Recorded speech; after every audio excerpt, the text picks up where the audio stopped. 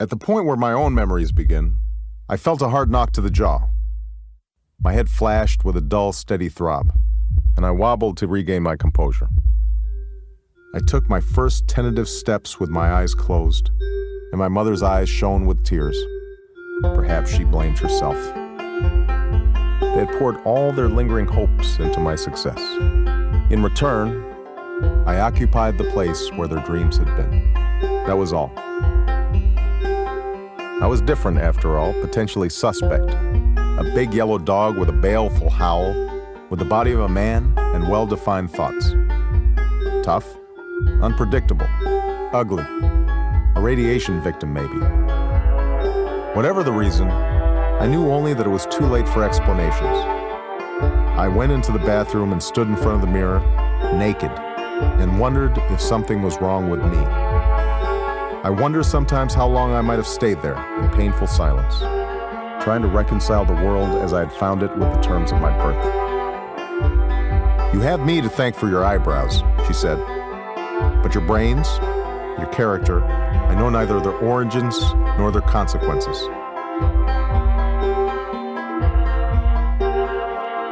"If you want to grow into a human being," she said firmly, "it was a matter of taking life on its own terms." My mother's chin began to tremble, and she pulled me into a long hug that made me feel very brave. She began to cry. I told her there would be other times for us to see each other. She shook her head quickly.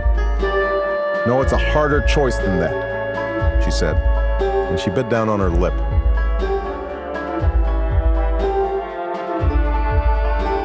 I still trusted my mother's love, but from that day forward, I understood. I realized that I was to live with strangers, and my true life lay elsewhere.